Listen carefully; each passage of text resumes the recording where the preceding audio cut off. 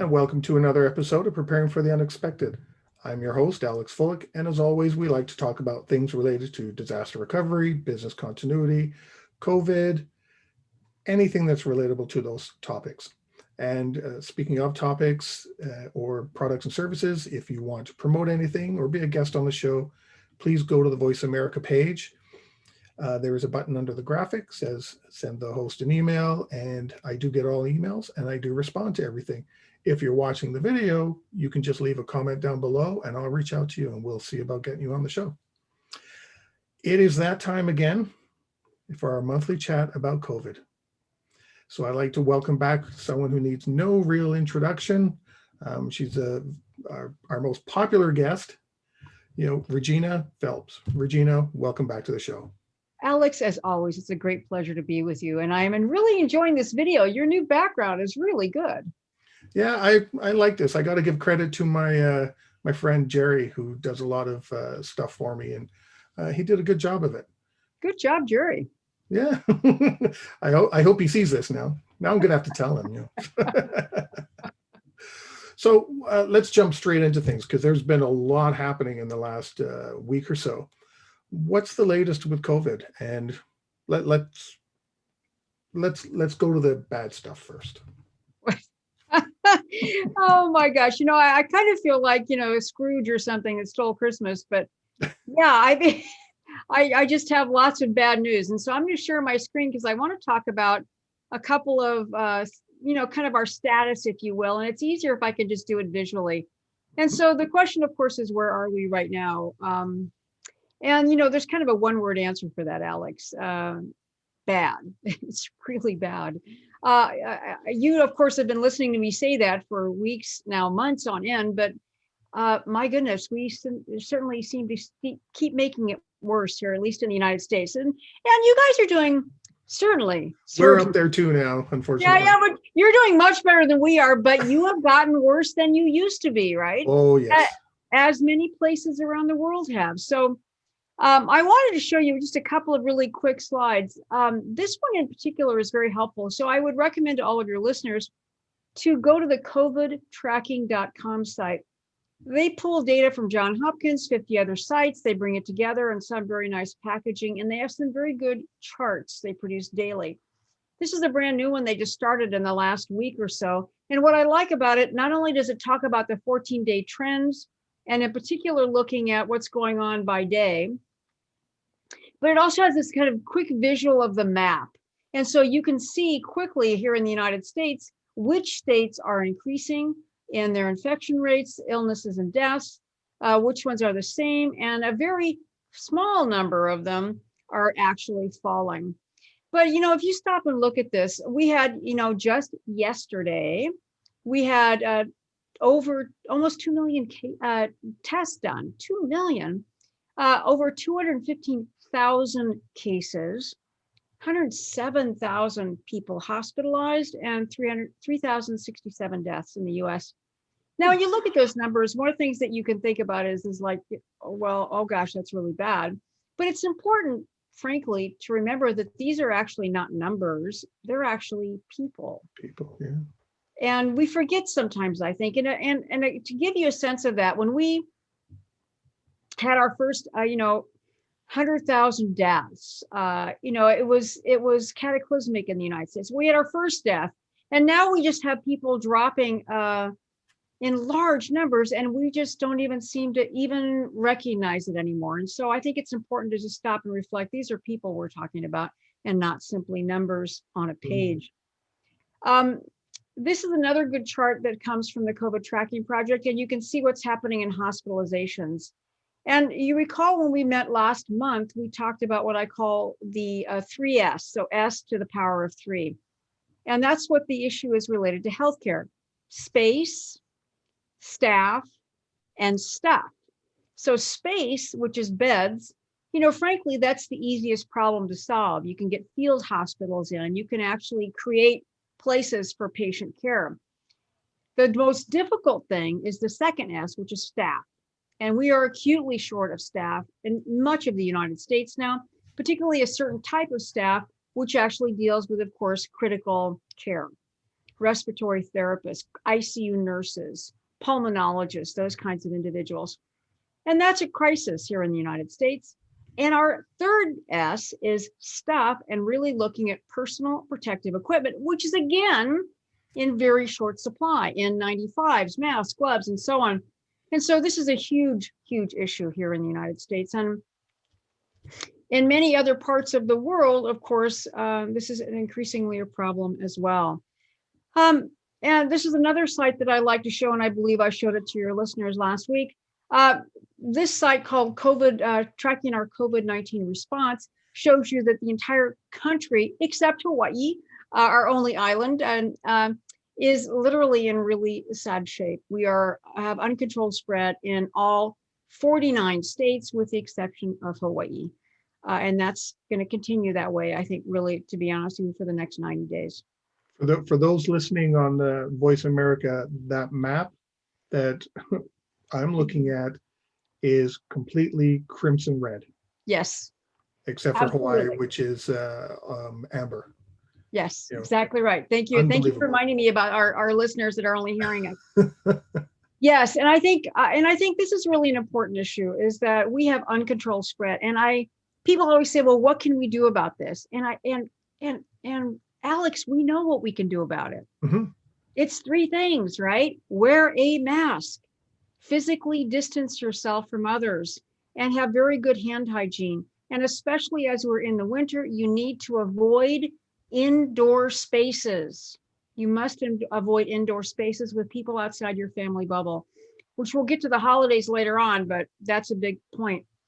And it's interesting what you just said too about spread, because I think it was this morning I saw a headline on one of the news stations that had, see, I'm always prepared to talk to you with tons of notes here.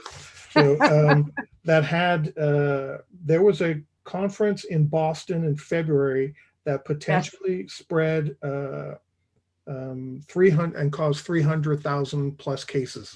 Yes. That's actually one of the very famous super spreader events where they had somebody from China at that conference. And it was actually a pharmaceutical conference. The company, Biogen, I think it was the name of the conference. And they had people from all over the world. Somebody was from Asia. And they actually created the biggest initial super spreader event in the United States. Unbelievable, right? And that's one event, people all in close proximity. Yeah, absolutely. To give everybody perspective, and this is for your U.S. listeners in particular, I want to share with you just how many people have died in 24 hours in the United States, going back to the largest numbers of deaths. Just because it gives you perspective, because you might say, well, gosh, 3,000 people died. Is that a lot? I mean, this must have happened before. And the answer is, well, it has, but it's only happened twice before. In the United States, the top 10 death rates of the United States in 24-hour periods. The first one is Galveston. There was a hurricane there in 1900 that killed between 8,000 and 12,000 people. The second is actually a battle during the Civil War, Antietam, and that's 3,600 people. It's also known as the Battle of Sharpsburg, and that was actually in September of 1862. Then number 3 is the coronavirus on December 9th, 3,088. Number 4 is the coronavirus, December 10th, 3,067. Then we get to the terrorist attacks of 9/11, 2,977. And then the next 4 dates are all from the coronavirus pandemic. May 7th, 2,769, December 2nd, 2,733, December 3rd, 2,706, and December 6th, 2,655. And then we get to number 10, Pearl Harbor, 2,403 deaths. The reason I think this is actually really helpful is it actually shows you that this is a huge deal. And in the history of the United States, there are only 4 events that are in this category of 10, and 6 of them are the coronavirus. Wow. It puts it in perspective, doesn't it?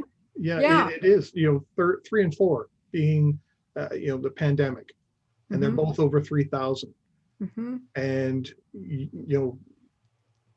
I with where things are going right now, I can expect those numbers to go up, and I can. It's terrible that this may sound, and I hope it doesn't come across this way, but Pearl Harbor, I think, is going to drop off the list. Well, I absolutely agree with you. And in fact, to be honest with you, Alex, 9/11 could likely drop off the Yeah, list.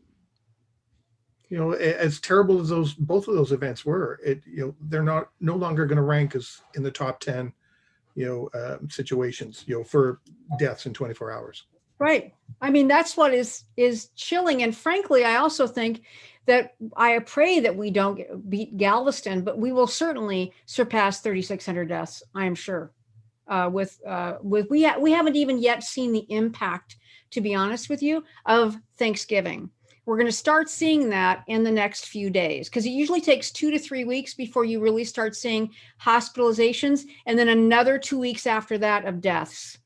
And here in the United States, there were about 20% of the population traveled at least 50 miles from their home. This was determined by cell phone data.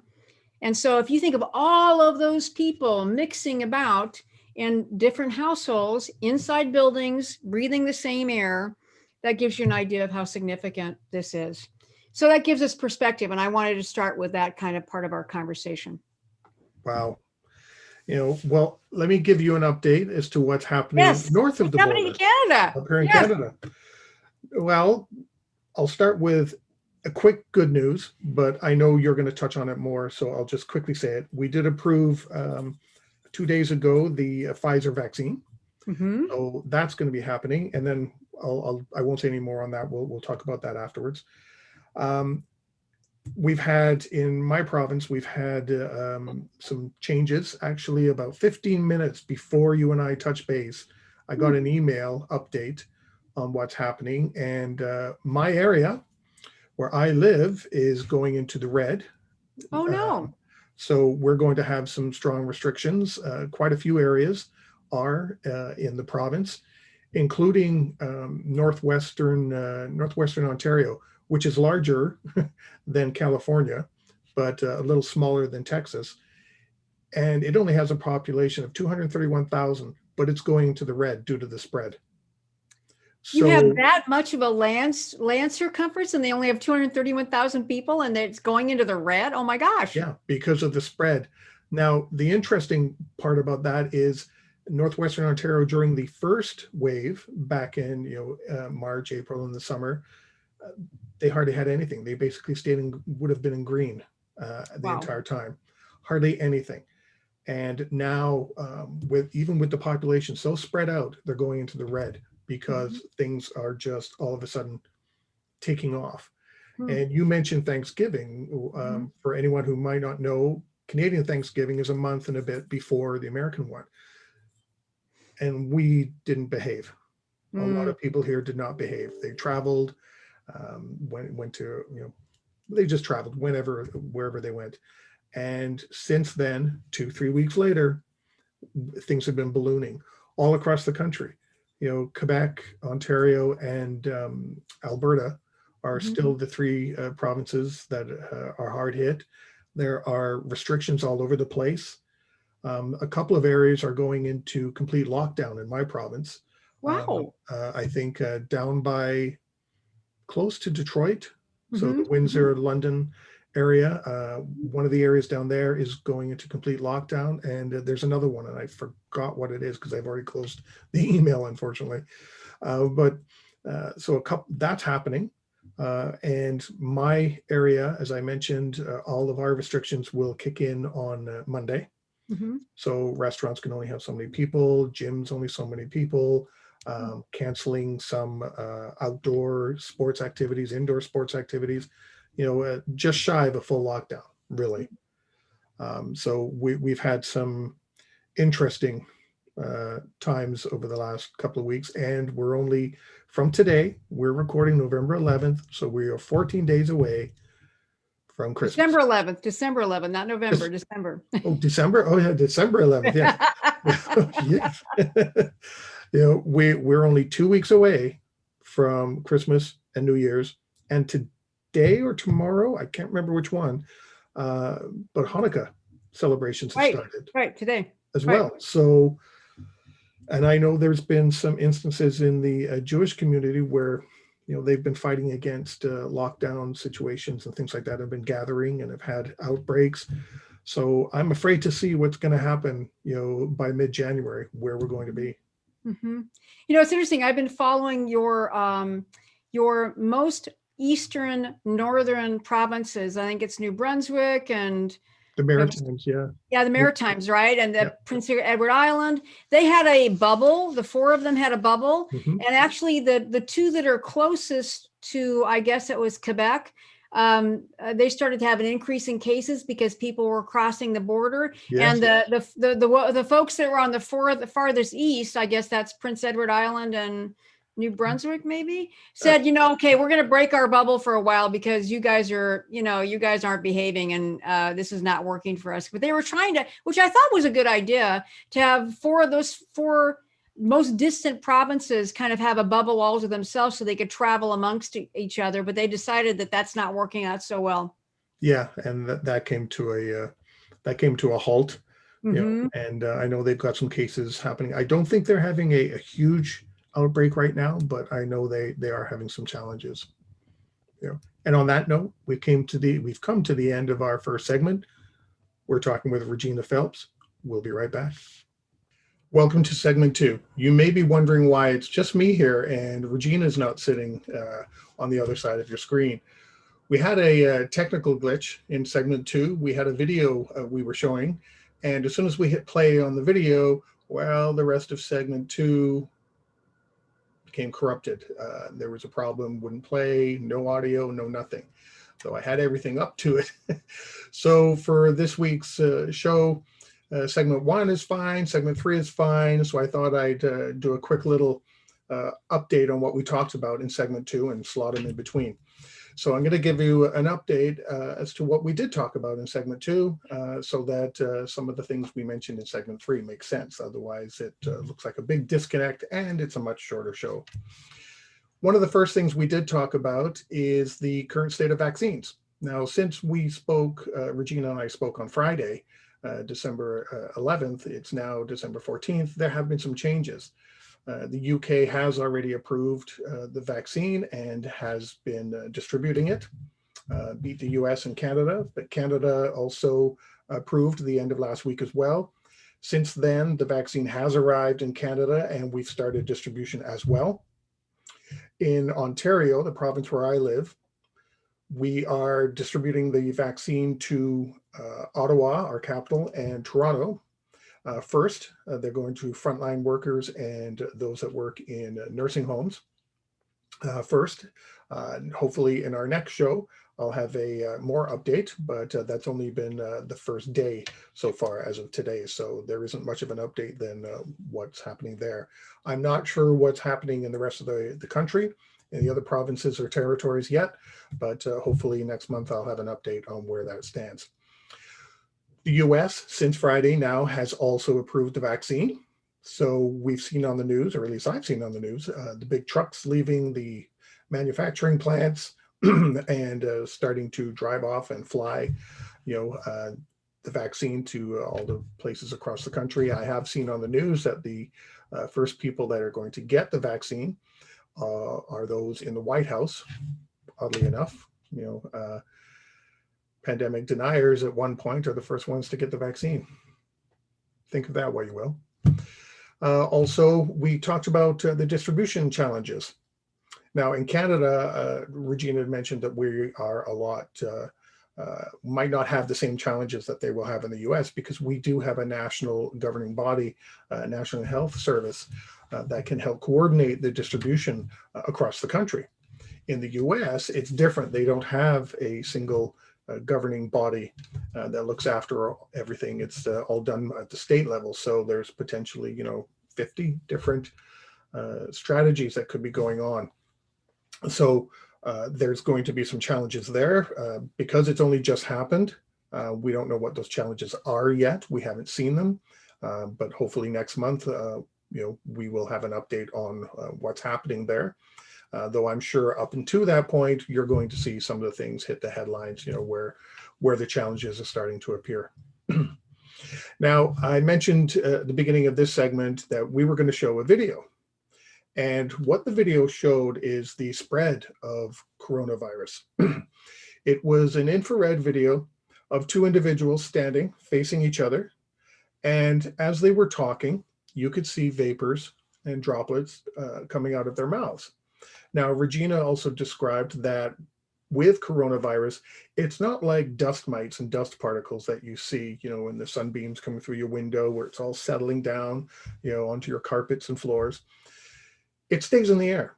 So this infrared video had two people talking to each other about 3 feet apart, which is kind of the average distance if you're talking to somebody in the hallway, or standing in a bar or a restaurant or, in a conference.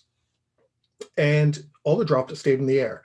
And after a while, you could see that these two people that you can see from profile, surrounded by all these droplets. It just hung in the air.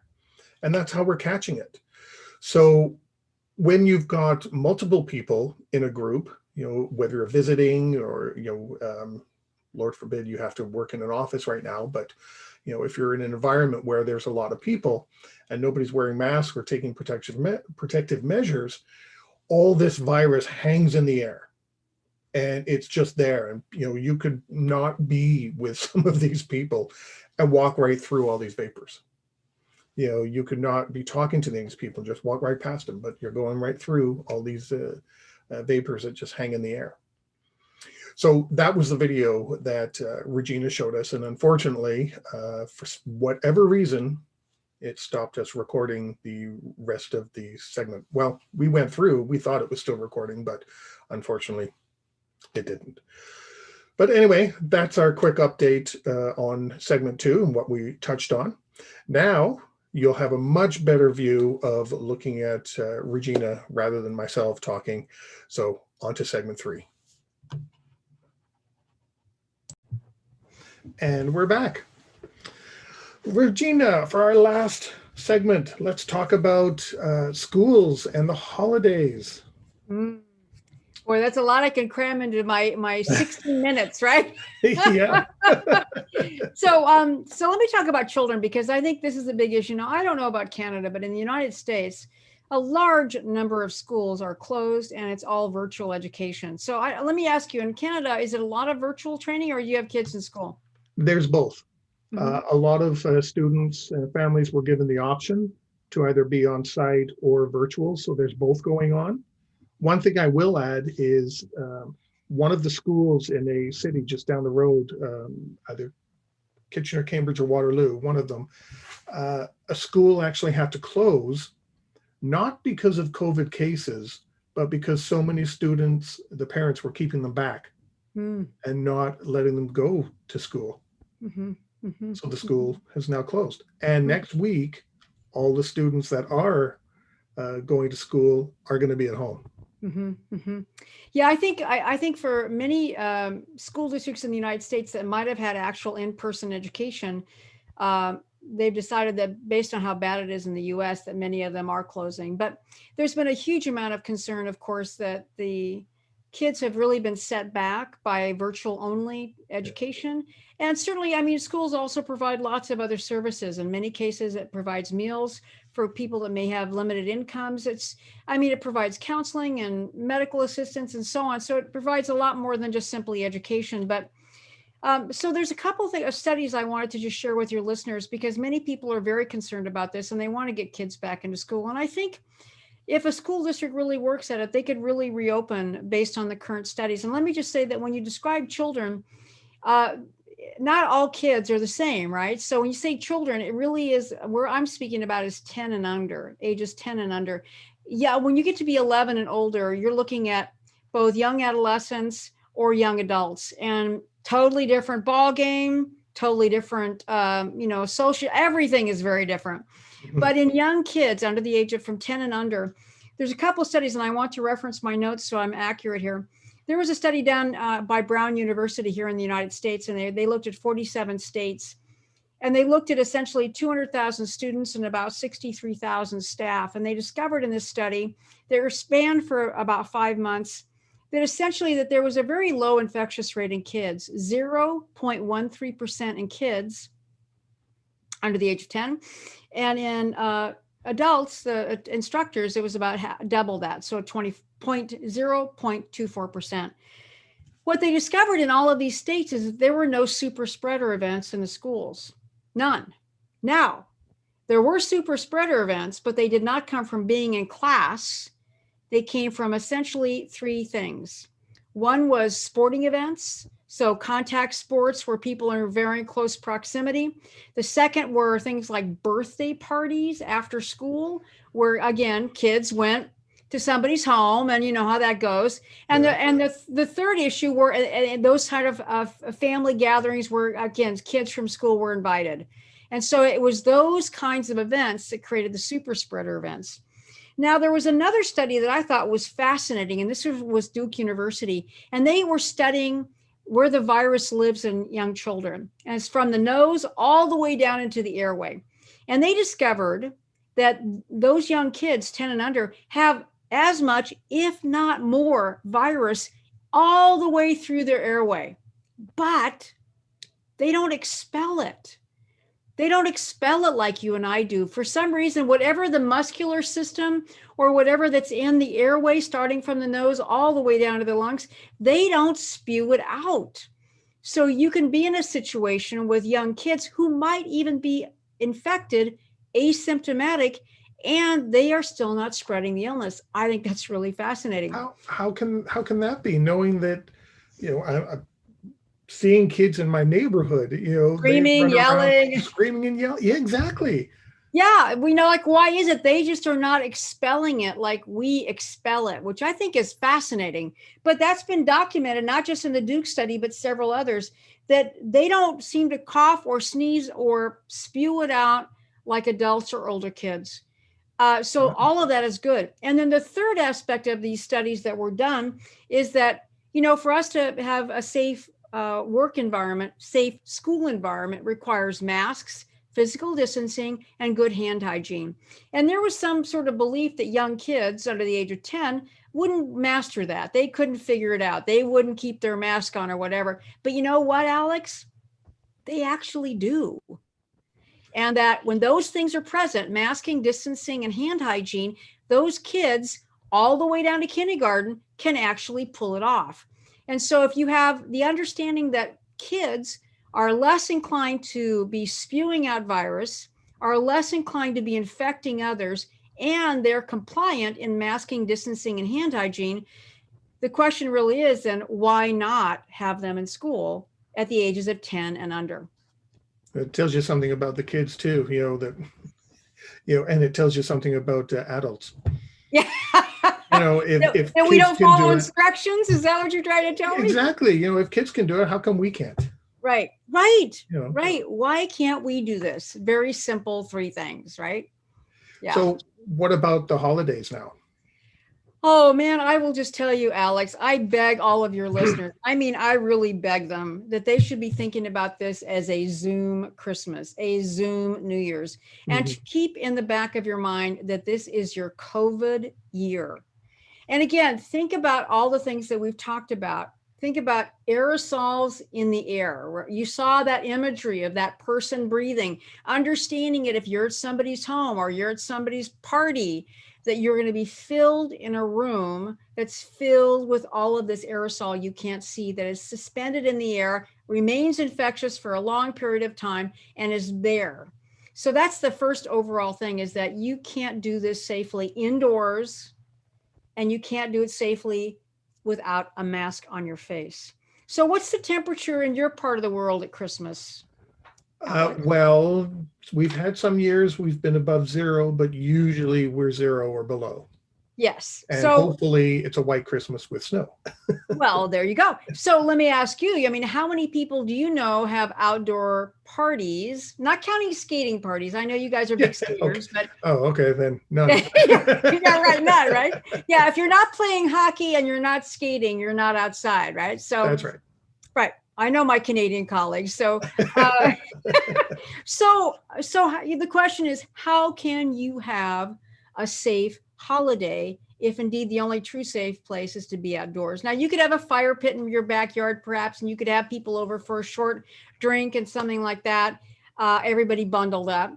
You could have people in your home, I suppose. I would strongly discourage it. But you'd have to open up all your windows and crank up your heat. It's going to cost you a fortune. Yeah, So up here. it would, right? I mean, it'd be crazy, right? So you'd be heating the outdoors. So what I would say to you is that the only safe way to plan for Christmas, and so today's the 11th, I'm looking at my date here. So you have to quarantine for 14 days. Hey, tomorrow you start quarantine. If you want to have a family visit with your grandma, you need to have 14 days of quarantine in your house. Ideally, after about day 7, you should get a COVID test between 7 and 8. And then at that point, what you want to do is you want to get that test results back and remain quarantined. Now, if you could do 14 But that means days, everybody, right? That means yeah, everyone who wants to get together, you have to do that. So tomorrow, this is it, because you need 14 days.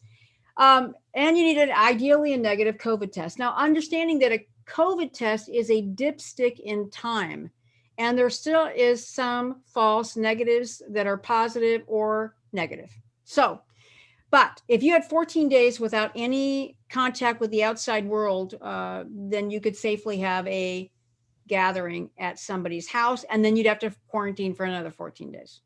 So the other thing I would say to you is that who is in your family? How old are they? What kind of comorbidities do they have? Obesity, asthma, diabetes, heart disease. Those are the things that are setting people up. The number one risk factor, frankly, is being overweight or obese. That's the number one factor. And then after that, it's diabetes. And after that, it's heart disease. So are you going to put yourself at risk like that? And I know it's important, and I'm not trying to take anything away from people. I know they want to spend time with their friends and families, but is it really going to be worth it if somebody gets sick? And I have not personally had any friends who have died, but I have had friends of friends and family members who have had parents, grandparents, aunts and uncles all die because they were at some event, some gathering. I just don't think it's worth it. Well, I'm not sure if I mentioned last month or not, but I'm staying home. I'm not going up to Thunder Bay where my family lives. My brother has diabetes. My mom has breathing issues, COPD. COPD, yeah. I always get the I know, I get the initials. But she has that too. So she's got, some of the top ones you mentioned. So I'm not going to take that risk of going up there, stopping at all these different places with people that I'm going to run into at restaurants or gas stations, or if I have to stay at a hotel, all these people I don't know. I can't take that risk. So I'm staying home. It's a home Christmas, and I'll be on Zoom or the phone or whatever the case may be, and I'll be talking and celebrating Christmas that way. And I'd rather everyone be safe. Every family member I talked to that said I wasn't coming home, all agreed. And most of them, I think all of them now, they're staying home too. So we're all in the same boat, that we don't want to get sick, and we don't want to make someone else sick, and we don't want to see somebody else get sick because the risks are too great right now. Well, I think that is the way to go. I deeply appreciate and understand how people are desperate to see family members and friends. But what I would say to you is that, think about having Christmas in July. When it's, when it's safer. I saw one of the most, I think it was sad, but also kind of inspiring image that was in some recent papers here in the United States. And they showed people elderly people who live in long-term care facilities or assisted living facilities, and their families would come to see them, and they'd be separate, outside in a patio, but some distance apart. And they came up with the idea of having a shower curtain, a see-through shower curtain, very a thin plastic, hang it up. They'd have the elderly parent on one side and their kid on the other side, and they would hug them through the plastic. I saw that. Yes, yes. And, I have to say to you, Alex, that I thought was the most touching. And it talked about just the great need we have to be physically connected. And what was so touching about it, and the video that I saw, but then also the interviews with the participants is that, once they got their arms around their mom or dad or whoever it was they were hugging, and the parent hugging the kid, it was like, they just didn't want to stop. And they would just, in some cases, they would just hold each other for like 10 minutes. Yeah. And they're both sobbing, but it was just that ability to have that connection. I thought that was so touching and so smart, right? That Yeah. you could create a safe way for that to happen. And I think that's, think about that, right? I mean, Yeah. Like that. I agree with you. We have 1 minute left for you. Any final thoughts? What I would love to say to all of your listeners is that this is our COVID year. And that's what we have to keep in our mind as we go forward. We are going to get through this together, and we just need to wait maybe as much as another year. I know that seems like a long time, but in the meantime, plan to physically distance, wear your mask, use good hand hygiene, and make sure when that vaccine time comes for you that you get it. And have a great holiday. Yes. Thank you, Regina. I know you're going on holidays now. So I wish you and your family and your friends and colleagues, the best holiday, and a safe holiday, of course, for everybody. Hopefully we'll have even better news, and in January, that, fingers crossed that we don't see something happen as a result of, Hanukkah, Christmas, and New Year's, that we see that we all behaved ourselves. I hope that's the case. I'm planning on doing that. So I hope you are too, Yeah. Alex. Me too. I plan on it. I plan on being around for a lot longer yet. So, so thank you very much for your time again, Regina. It's always a pleasure to chat with you. Great. Same for you, Alex. I appreciate you. And to everybody watching and listening, well, happy holidays and be safe. Please be safe. And in the meantime, stay prepared, everybody.